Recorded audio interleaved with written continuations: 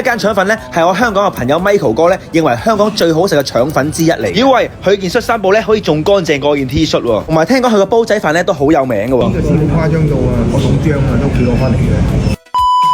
因為我之前食過香港好多腸粉都唔係好打得啦 ，Michael 佢話帶一間佢自己心目中比較好嘅腸粉檔，大家知唔知係邊間呢？呢間腸粉嘅老闆咧其實係移民咗加拿大嘅，咁原先係咩名咧？大家你可以留言啦嚇。同埋咧，佢而家嘅師傅咧都係用翻以前嘅師傅，所以係冇變過味嘅。佢話咧早上咧就係個師傅拉嘅，夜晚咧就唔係師傅拉，所以會差少少，但係依然係好好味嘅。你睇下塊白嘅恤衫布，真係好乾淨企理。就係呢一桶漿咧都要屋企調好再帶過嚟喎。佢話呢啲腸粉咧真係食完一碟又想食一碟嘅。但係咁細碟啊，梗係可以食幾碟啦。豉油調過真係好香，同埋咧，我之前食嗰啲香港腸粉咧，全部都係一劈漿啊，呢個就冇，係啊，佢有種硬啊嘛，係一種好獨特嘅香味啊，唔知豉油香定係花生油香。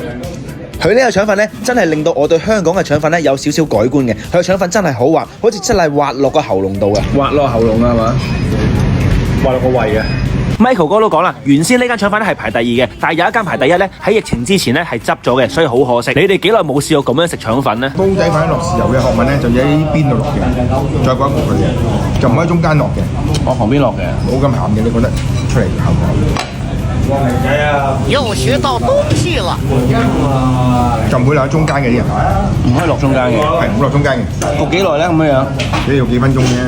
你真係永遠要相信香港嘅臘味啊！佢個臘腸咧玫瑰露好香，但係咧我覺得偏瘦咗少少。我中意食82嘅，佢呢度可能去到90%瘦肉。但係香港人咧追求健康啊，啲臘腸都瘦晒，但係個煲仔飯咧就不敢恭維啦，冇飯焦同埋太濕啦。俾面點個關注咧！